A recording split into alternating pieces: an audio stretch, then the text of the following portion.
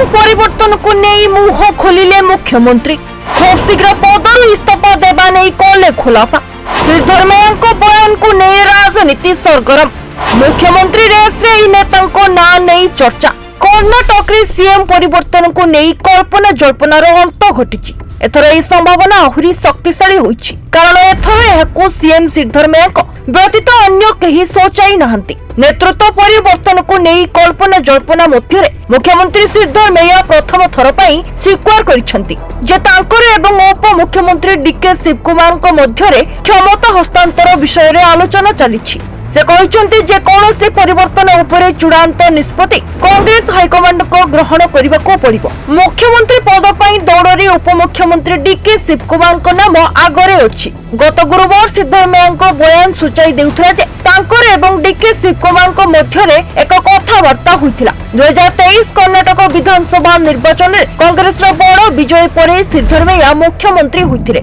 सेतबे DK Shivkumar CM पदवी पर दाबी करुथिले आ एसबु विवाद पर डेपुटी सीएम करा जायथिला कहा जाउछि जे सिद्धरमैया मुख्यमंत्री भावे शपथ ग्रहण करिबा पूर्व दल एथिरे हस्तक्षेप करथिला सिद्धरमैया तांको कार्यकाल 30 मास चलित वर्ष शेष करने को जाउछंती आ एबे सीएम पदवी पई दुई मुख्य प्रतिद्वंदी हेउछंती डीके शिवकुमार एवं लोक संपर्क मंत्री सतीश जाकिहोली उभयଙ୍କ समर्थक माने सेमानक नेताक पई सीएम पदवी पई लॉबी करूछंती मंदिर मानकरे पूजा यज्ञ प्रार्थना एवं रीतिनीति जारी रखिछंती दुई शिविर मध्यरे होइथिबा विवाद संपर्क रे सिद्धरमैया कहिछंती जे शेषरे केवल हाई कमांड निष्पत्ति नेबे एससी एसटी कल्याण कार्यक्रम पई आवंटित अर्थर अपव्यवहार अभियोग सिद्धरमैया